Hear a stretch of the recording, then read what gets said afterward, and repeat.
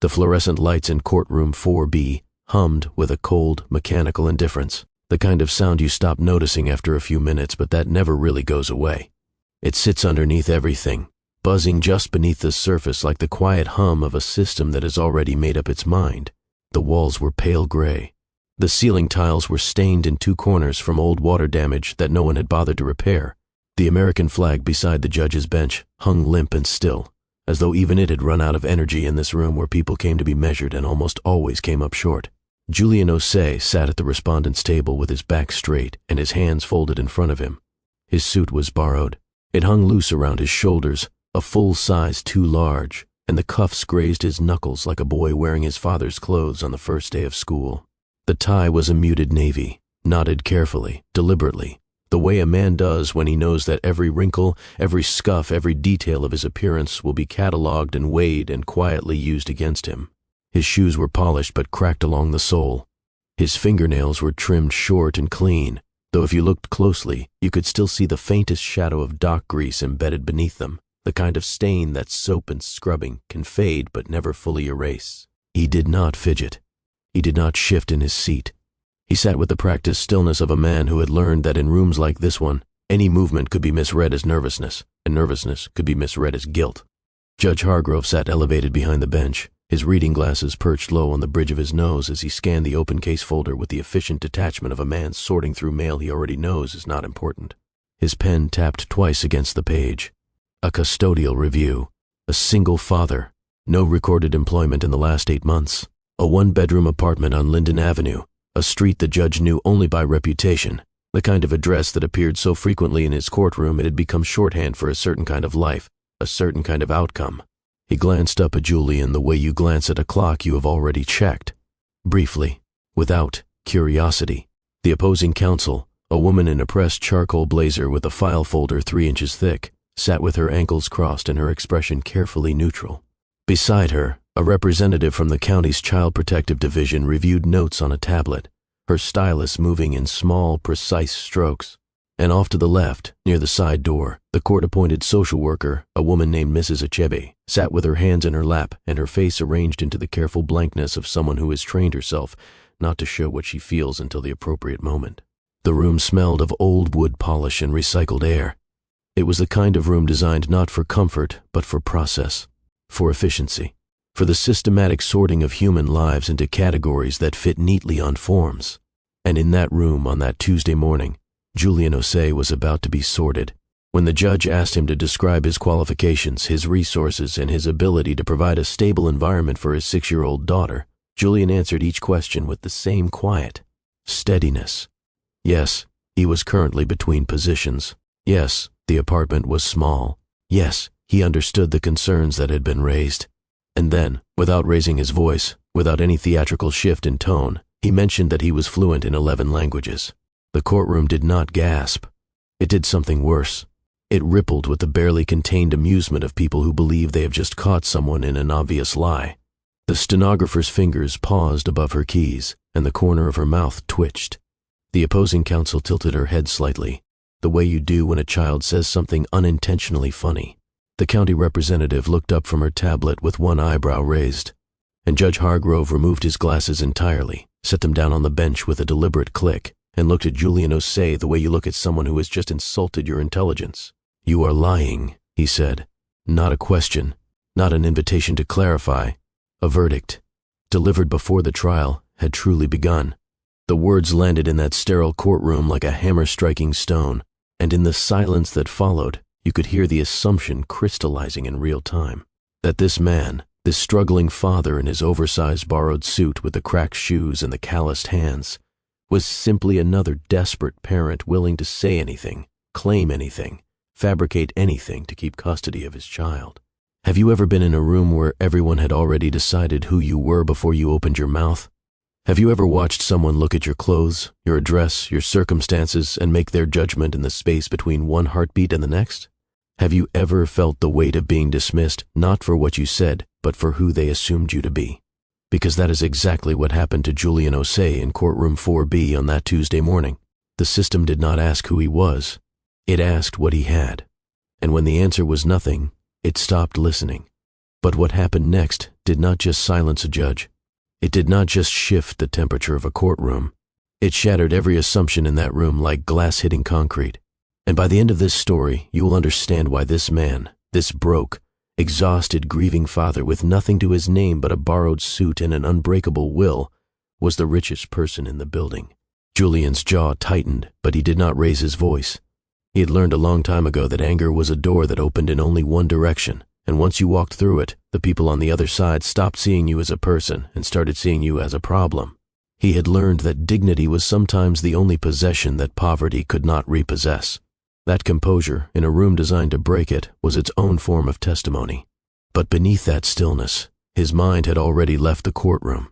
It traveled through the heavy oak doors, down the hallway with its scuffed linoleum floors, past the vending machine with the out-of-order sign, to the wooden bench near the elevator, where a 6-year-old girl sat with her legs swinging above the floor because her feet did not yet reach it. Amira, she would be holding Bisu, the stuffed rabbit with the missing left eye and the threadbare ear, the one whose stitching along the belly had been repaired twice with mismatched thread because Julian did not have the right color, but could not bear to let the seam come undone. Amira's small fingers would be twisted into the rabbit's fur the way they always were when she was nervous, when she could feel the tension in the air even if she could not name it, even if no one had told her what was happening behind those doors. Amira, who had not heard her mother's voice in 3 years. Amira, who still slept on the left side of the bed because the right side was where Bisu went, and Bisu had to be close to the nightstand because that was where the photograph lived. The photograph of a woman laughing, holding a newborn baby, her eyes squeezed shut with joy. The frame was cracked along one corner and repaired with tape because it had fallen once during the move to Linden Avenue, and Julian could not afford to replace it, but could not stomach the thought of leaving that image unprotected. Amira was the reason Julian woke at 4 in the morning. She was the reason he walked 40 minutes to the shipyard in the dark to save the $1.75 bus fare. She was the reason he had not broken, not when the last rejection letter arrived, not when the electricity was shut off for 3 days last February, not when he sat alone in the dark after she fell asleep and felt the full crushing weight of everything he had lost pressing down on his chest until breathing itself felt like an act of defiance. She was everything, and they were trying to take her. The proceedings that brought Julian to this courtroom had begun 7 weeks earlier, triggered by a report from a school counselor at Westbrook Elementary. The counselor had noticed that Amira had packed the same lunch 3 days in a row. Plain white rice in a small plastic container and a sliced apple. No protein, no variety, no note from a parent explaining a dietary preference or a temporary situation. Just rice and apple. Rice and apple. Rice and apple. The truth was simple and devastating in its simplicity. Julian's paycheck from the temp agency was 4 days away. The pantry held a 10-pound bag of rice, half a jar of peanut butter, and 6 apples he had bought on discount because 2 of them were bruised. He had done the math the way he always did, dividing what remained by the number of days until money arrived, stretching each meal like a rubber band pulled to its limit. And somewhere in that calculation, he had made a quiet decision that no one at the school would ever know about. He stopped eating lunch. Not dramatically, not with any announcement or self-pity. He simply began skipping the midday meal so that there would be enough rice for Amira's dinner and enough apples for her lunch. He drank water from the tap and told himself the headaches were from dehydration, not hunger. He told himself it was temporary. He told himself it was what fathers do. But the report was filed. The protocol was activated. And suddenly the machinery of a system built on checklists and categories began to grind forward with the slow, impersonal momentum of something that does not know how to pause once it has started moving. Mrs. Achebe, the social worker assigned to the case, had visited the apartment on Linden Avenue on a Wednesday afternoon.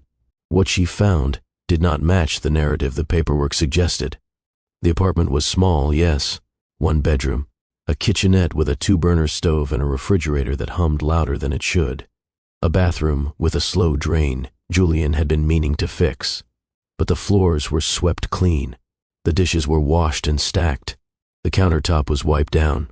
Amira's small bed, pushed against the wall beneath the window, was made with a precision that spoke of routine and care, the blanket pulled tight, the pillows centered, the stuffed rabbit positioned just so.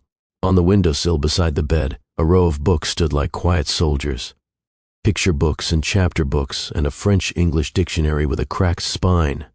On the kitchen wall, taped at a child's eye level, was a hand-drawn alphabet chart. Not in English. In French. The capital letters were written in Julian's neat, controlled print, and beneath each one in wobbly pencil were Amira's attempts to trace them. Some of the letters leaned sideways. Some were too large. All of them were earnest. In a shoebox on the counter, Mrs. Achebe found flashcards. Colors in French, numbers in Mandarin, animals in Spanish. Beside the shoebox, a second-hand globe with small round stickers dotted across its surface, each one marking a place Julian had told his daughter a story about. The apartment was not a place of neglect. It was a place of intention. Every square foot had been organized around the idea that a child lived here, that a child mattered here, that despite every limitation, someone was trying. Mrs. Achebe's report reflected this. She noted the poverty, but could not document harm. Amira was small for her age, but within normal health parameters. She was quiet but responsive. She made eye contact. She spoke in full sentences. She referred to her father with a frequency and warmth that the social worker noted in a rare moment of candor was uncommon in cases like these. But the system had its gears, and the gears did not stop turning because a social worker was moved. The hearing was scheduled. The judge was assigned, and Julian found himself standing in courtroom 4B, being asked to prove that he deserved to keep the only person in the world who still needed him. If you believe that a person's worth can never be measured by the size of their apartment or the balance in their bank account, hit that like button right now and subscribe to this channel. Because what Julian does next in that courtroom is something no one, not the judge, not the lawyers, not a single person in that room saw coming. In the silence that followed the judge's accusation, Julian reached down to the battered leather satchel at his feet. It was old. The strap had been repaired with a knotted length of cord where the original buckle had broken off years ago. The leather was scarred and softened by time. He had carried this satchel through the hallways of a university. He had carried it through hospital corridors that smelled of antiseptic and grief. He had carried it through 4 apartments in 3 years, each one smaller and cheaper than the last. It was the one object from his former life that he had never been able to let go of, not because of sentimentality, but because it still held the documents that proved who he had been. He unzipped it and withdrew a manila folder. Thick, worn at the edges. Inside were certificates, transcripts, letters of recommendation, printed on university letterhead that had yellowed slightly with age. Each document was a relic from a life that the people in this courtroom could not imagine belonging to the man sitting before them. Julian stood. He did not ask permission. He did not look at the judge for approval. He simply rose from his chair and he began to speak, but not in English. The first language was Mandarin. His voice was calm, unhurried, and precise. He recited a passage from the Tao Te Ching, the ancient text on perseverance and the nature of strength. His tones were exact. His phrasing was fluid. The words moved through the courtroom like water over stone, smooth and deliberate and undeniable. The court interpreter, a young woman seated near the side wall who had been contracted for Spanish language cases, sat up in her chair as though an electric current had passed through it. Her lips parted. Her pen stopped moving. Then Julian shifted. Without pause, without theatrical flourish, he transitioned into Arabic, a classical passage about justice, about the weight of judgment and the responsibility of those who hold power over others. His pronunciation carried the deep, textured warmth of someone who had not simply studied the language from a textbook, but had lived inside its rhythms, had spoken it in conversation and argument and prayer. Then Portuguese, a verse from a Brazilian poet about the bond between a father and a daughter, about how love is not a thing you build but a thing you become. The stenographer stopped typing. Her hands rested flat on the keys, motionless. Then German, clean and structured, every consonant placed with architectural precision. Then Russian, the words rolling and heavy, carrying an emotional weight that needed no translation. Then Japanese, each syllable measured and deliberate, like a calligrapher's brushstroke, nothing wasted, nothing rushed. Then Swahili, then Hindi, then Korean, learned not in a classroom but on a loading dock during 30-minute lunch breaks from a coworker who became a friend. And finally French, the language Amira loved best, the language her mother had whispered to her at bedtime, the language Julian refused to let die, because letting it die would mean letting go of something that still connected his daughter to the woman she would never remember, but would always know. 11 languages, 11 worlds, 11 doors swinging open inside a courtroom that had believed this man had nothing. The room was silent, not the polite silence of an audience waiting for a performance to end. The stunned, absolute silence of people who are watching their own assumptions collapse in real time. Judge Hargrove's reading glasses still sat untouched on the bench where he had placed them. His face had undergone a transformation so thorough it was almost physical. The skepticism was gone. The amusement was gone. The authority, the control, the comfortable certainty of a man who believed he could read a case file and know everything he needed to know. All of it had dissolved, leaving behind something raw and uncomfortable. Something that looked very much like shame. The opposing counsel had uncrossed her ankles. The county representative's stylus hovered above her tablet without touching the screen. Mrs. Achebe's hands were no longer folded in professional neutrality. They were pressed together in front of her mouth, her fingers interlaced, her eyes bright. When Julian returned to English, his voice did not waver, but his eyes were glassed with moisture he would not allow to fall. Not yet. Not here. Not until he had finished. He told them who he had been. 12 years ago, Julian Osei was a doctoral candidate in the Department of Linguistics and Translation Studies at the University of Edinburgh. He was 26 years old, and the academic world had already begun to take notice of him. Born in Accra, Ghana, to a Ghanaian father who taught secondary school mathematics and a Senegalese mother who sold dyed fabrics in the Makola market, Julian had grown up between languages the way other children grew up between rooms in a house. French from his mother, Twi from his father, Wolof from his maternal grandmother who visited every dry season and told stories that lasted longer than the rains, English from the classroom and the radio and the second-hand novels his father brought home in stacks. By the time he was 10, Julian moved through 4 languages without thinking, the way a musician moves through keys. By 22, he had added Mandarin, Arabic, and German. By 26, he was writing a doctoral thesis on the cognitive architecture of polyglot acquisition, consulting with the United Nations Working Group on multilingual translation frameworks, and fielding interest from 3 different embassies who wanted him on staff. His trajectory was not just promising, it was luminous, the kind of career arc that professors pointed to when they wanted to show incoming students what was possible. His future seemed not just bright, but inevitable. Then he met Celeste. She was Haitian-born, a physiotherapist who had left a comfortable private practice in Port-au-Prince to volunteer at a refugee health clinic in Glasgow. Julian met her at a fundraising dinner he had not wanted to attend, a stuffy affair with mediocre wine and long speeches. He noticed her before he heard her, but only by a fraction of a second, because Celeste's laugh had a way of arriving before she did. It was loud and unrestrained and so completely unapologetically alive that it made the air around her feel different, lighter, carbonated, as though joy were a physical substance and she was generating it with every breath. She spoke French and Haitian Creole with equal fire, switching between them mid-sentence, sometimes mid-word, in a way that was technically incorrect and utterly captivating. She wore her hair in long braids that she tossed over her shoulder when she was making a point, which was constantly. She had opinions about everything and the warmth to deliver them without ever making you feel small. And she had a way of looking at Julian, past the academic armor, past the careful articulation, past the polished surface, straight through to the quiet, tender, occasionally terrified man underneath, and smiling as though she liked what she found there even more than what he showed the world. They married within a year. It was fast. It was certain. It was the kind of love that does not build gradually but arrives fully formed, like a wave, and you either ride it or you drown. Julian rode it. Happily. Completely.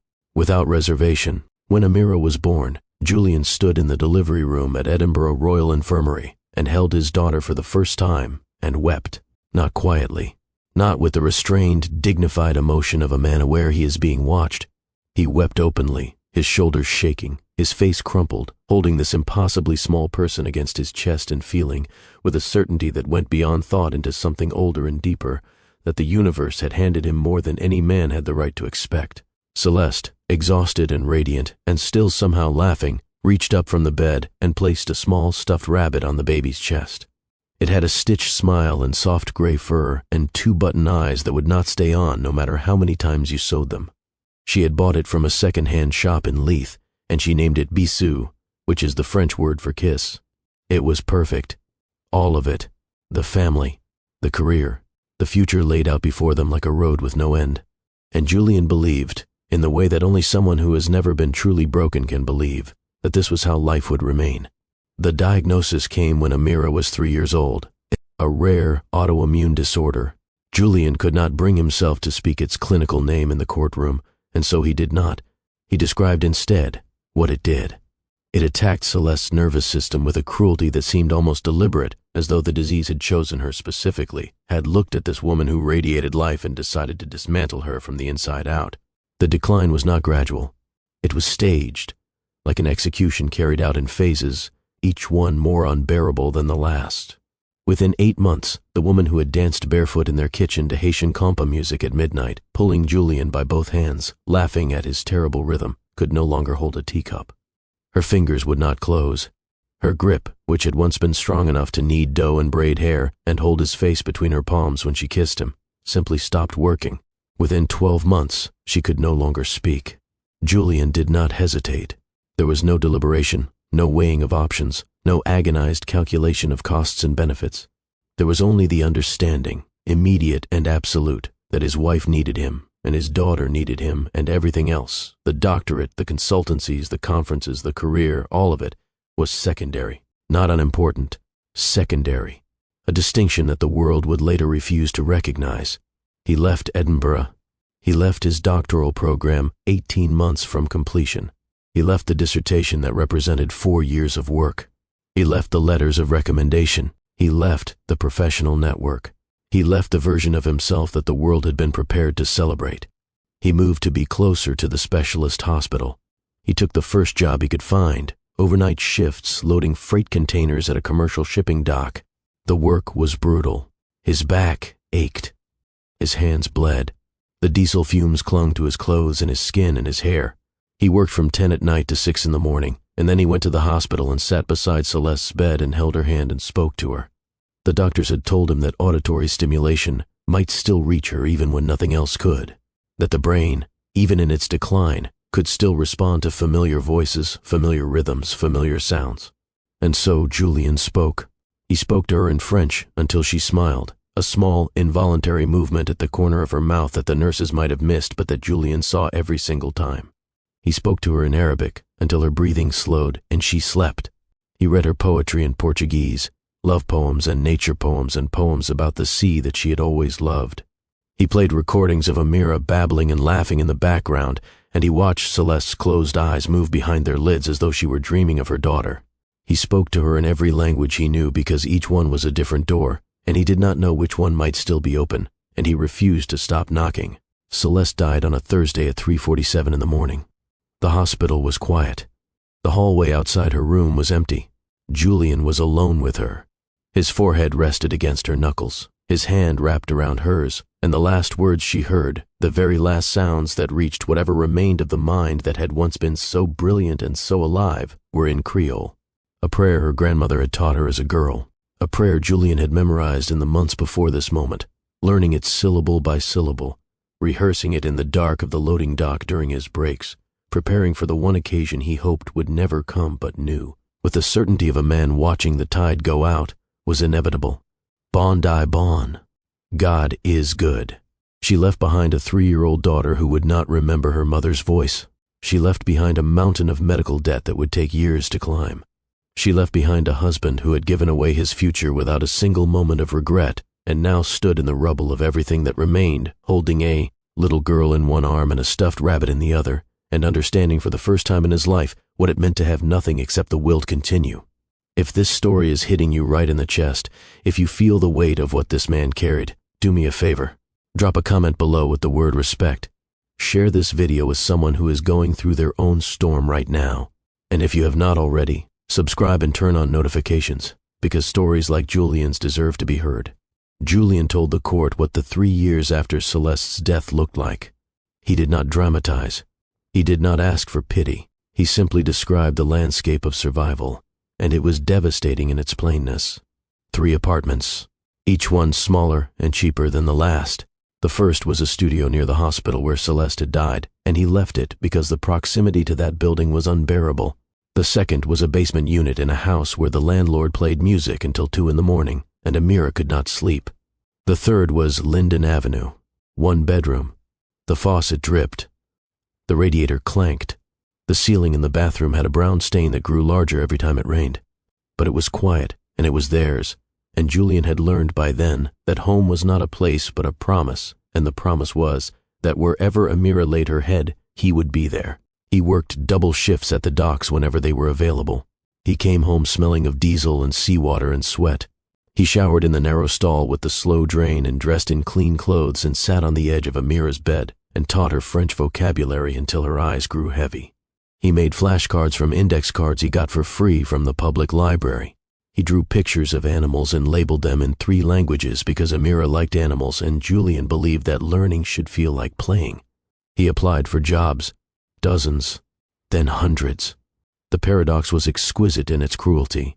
His incomplete doctorate made him overqualified for the positions he could realistically obtain: warehouse work, delivery routes, custodial shifts, but his lack of a completed degree simultaneously disqualified him from the positions where his skills would have been valued. He existed in a gap the system had no category for. Too educated for the bottom, too unfinished for the top.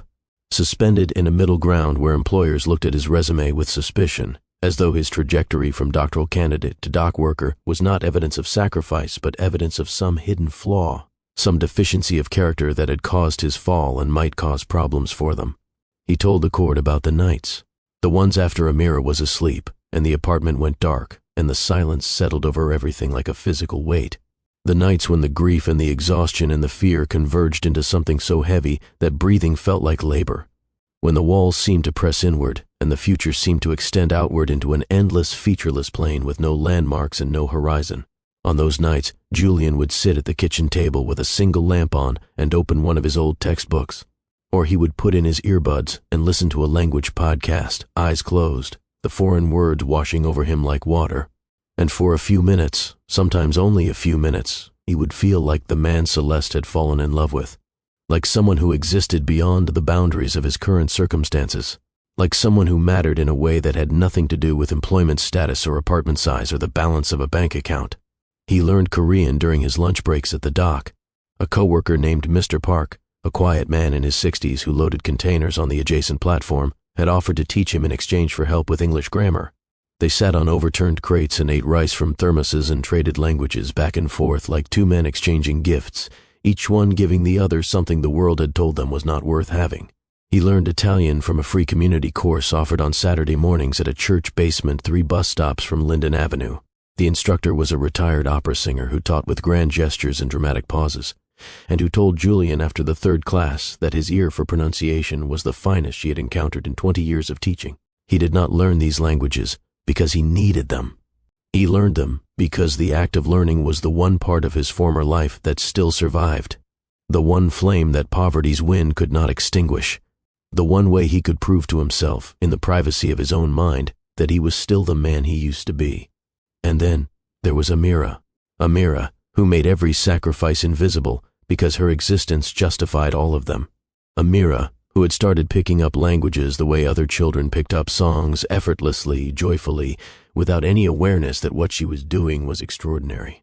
She greeted the Korean grocer on the corner in his native tongue, and the man laughed so hard he gave her free tangerines every time she came in. She counted to 20 in Mandarin while jumping rope on the sidewalk outside their building. She sang French lullabies to Bisou at bedtime, in a voice so like her mother's that Julian sometimes had to step out of the room and stand in the hallway with his hand over his mouth until the tightness in his chest subsided. Julian told the court that he read Amira bedtime stories in different languages every night, that he taught her Spanish lullabies Celeste had learned from a colleague at the refugee clinic, songs that had traveled from Ecuador to Scotland to a 1-bedroom apartment on Linden Avenue, and somehow still carried the warmth of every voice that had ever sung them, that he showed her, through his own example, that knowledge and love were riches no circumstance could diminish, that a man who could speak to the world in 11 languages was not poor, no matter what his bank statement said. Judge Hargrove, who had been silent for what felt like a very long time, leaned forward and asked the question that everyone in the courtroom was thinking. Why had Julian not included any of this in the custody paperwork? Why had he not mentioned his academic background, his credentials, his language abilities? Why had he walked into this courtroom looking like a man with nothing when he was carrying all of that inside him? Julian's answer was simple, and it was the most devastating thing he said all day.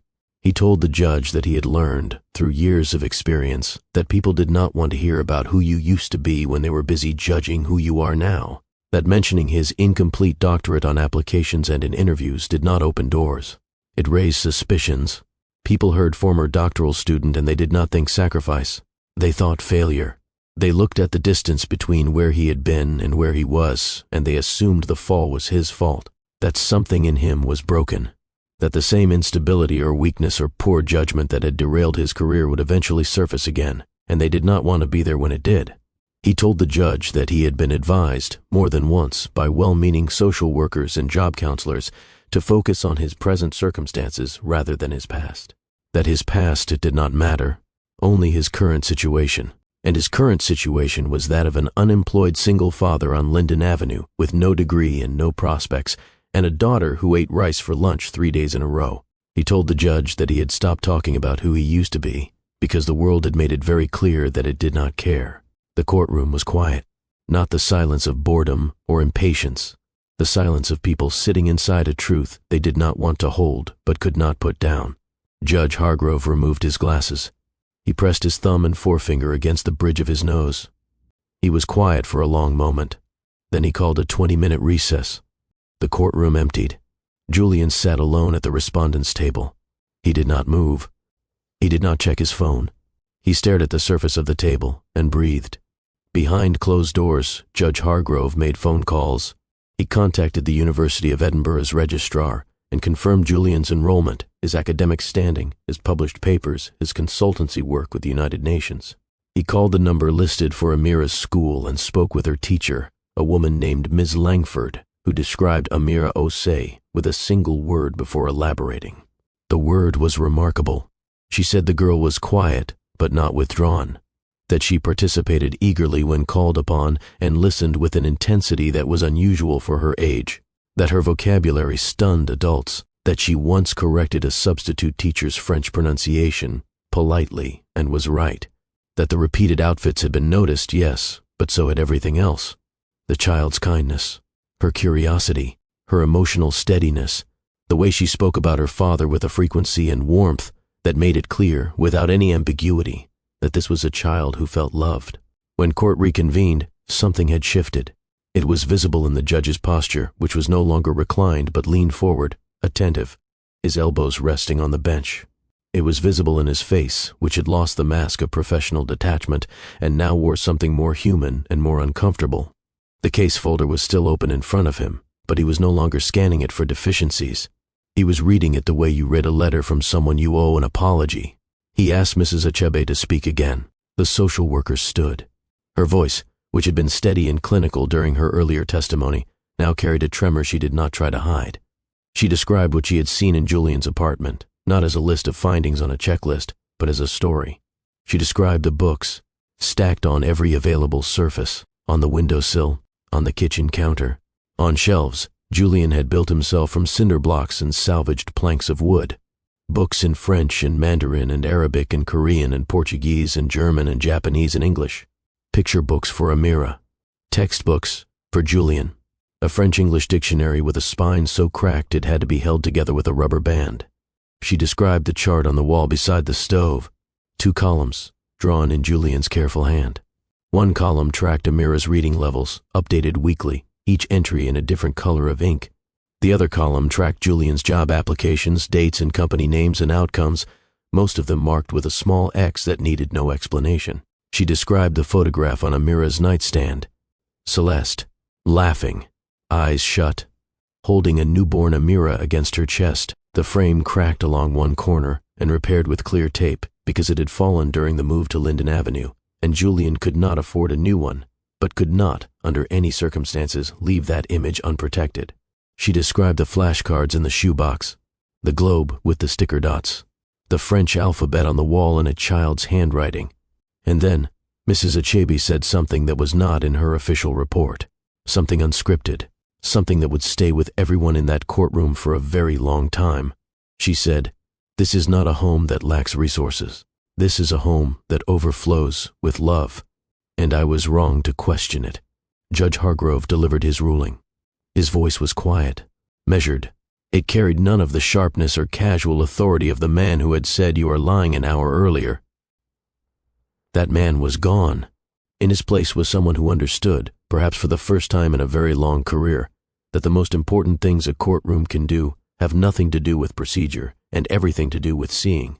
Amira would remain with her father, unconditionally, without restrictions, without probationary periods, without further review. But the judge did not stop there. He told Julian about a university re-entry initiative he had learned of through a colleague, a program specifically designed for doctoral candidates whose studies had been interrupted by extraordinary life circumstances, illness, caregiving, financial collapse, the kinds of catastrophes that derail careers but do not diminish minds. He told Julian he would personally write a letter of recommendation for admission. He told Julian about an open position within the regional court system for a multilingual interpreter, a role that required fluency in at least 4 languages and offered full benefits, a stable salary, and the kind of professional dignity that Julian had not experienced in over 3 years. He told Julian he would make the introduction himself. And then Judge Hargrove paused. He removed his glasses. He looked directly at Julian Osei, not as a judge examining a case, but as one human being recognizing another. He said that the court had nearly failed, that assumptions had nearly cost a child her father, that Julian's composure, his dignity, his refusal to be diminished in the face of dismissal, was itself a form of evidence more compelling than anything in the case file. Julian's composure broke, not dramatically, not with a sound. The tears came quietly, falling in steady lines down his face, the way rain falls after a drought that has gone on so long people have forgotten what rain looks like. His shoulders did not shake. His hands did not tremble. He simply sat in that chair and let years of fear and grief and exhaustion and determination pour out of him in that single, silent, irreversible moment of being truly seen. If this moment gave you chills, if you felt something shift inside you watching this man finally be recognized for who he is, I need you to do something for me. Hit the like button, not because an algorithm asks for it, but because stories like this one need to travel. Share this video with someone who has been counted out, someone fighting a battle no one else can see. Drop a comment below and tell me, have you ever been misjudged? I want to hear your story. And subscribe to Infinite Love Tales by Mr. White so you never miss a story like this one. The ending did not come in the courtroom.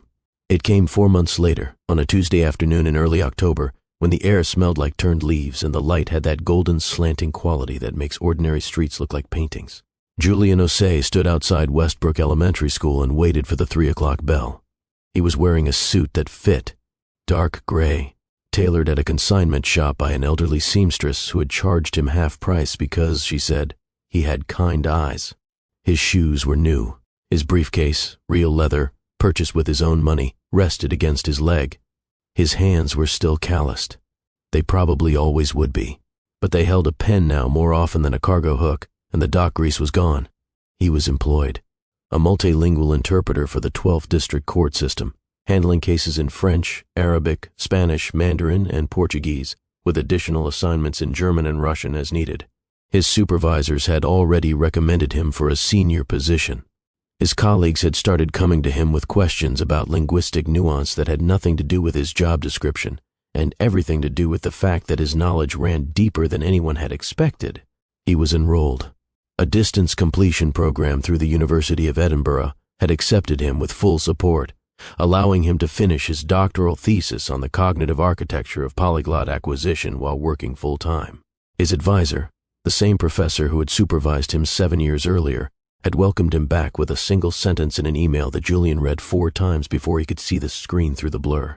It said, "We have been waiting for you." The bell rang. The doors opened and children poured out in a flood of backpacks and shouting in chaotic joy, the way children always leave school, as though they have been held under water and are finally breaking the surface. And then he saw her. Amira came through the doors at a run, her braids flying behind her, her backpack bouncing against her shoulders, her face split into a grin so wide it seemed to contain more happiness than a 6-year-old body should be able to hold. She was wearing a new coat, dark blue, her favorite color. The first new piece of clothing Julian had been able to buy her with his first real paycheck in over 3 years. He had taken her to the store himself, and she had tried on 4 coats before choosing this one, not because it was the most expensive or the most fashionable, but because, she said, it was the color of the ocean at night, and the ocean at night was where mermaids lived. She crashed into his legs with the full body force of a child who has never once doubted that the person she is running toward will catch her. Julian lifted her up. She wrapped her arms around his neck and pressed her face into his shoulder and said something muffled into his collar that might have been, "I miss you," or might have been, "What is for dinner?" And it did not matter, because both of those things meant the same thing coming from her. They both meant, "I am home." They walked together, hand in hand. 3 blocks to their new apartment, a 2-bedroom unit on a quiet street with a maple tree outside the window, and a kitchen with actual counter space and a bedroom for Amira that was entirely her own. She had decorated the walls with drawings, some in crayon, some in marker, most of them depicting a family of 3, a tall figure, a small figure, and a woman with long braids who floated above them, both like a cloud or a guardian or a star. As they walked, Amira chattered about her day. Her teacher had read them a story about a fox. She had traded half her sandwich for a tangerine at lunch. A boy named Elijah had stepped on her shoe by accident and apologized 3 times. Then, mid-sentence, she switched to Mandarin. She asked her father if stars had their own languages. Julian laughed. A real laugh. Deep and startled and free. The kind of laugh that comes not from amusement, but from the sudden, overwhelming recognition that you are happy. Actually, genuinely, presently happy. Not in retrospect. Not in anticipation. Right now. He answered in Japanese. He told her he believed stars did have languages, but only poets could hear them. Amira considered this with the grave seriousness of a 6-year-old philosopher processing new and important information. Then she responded in French.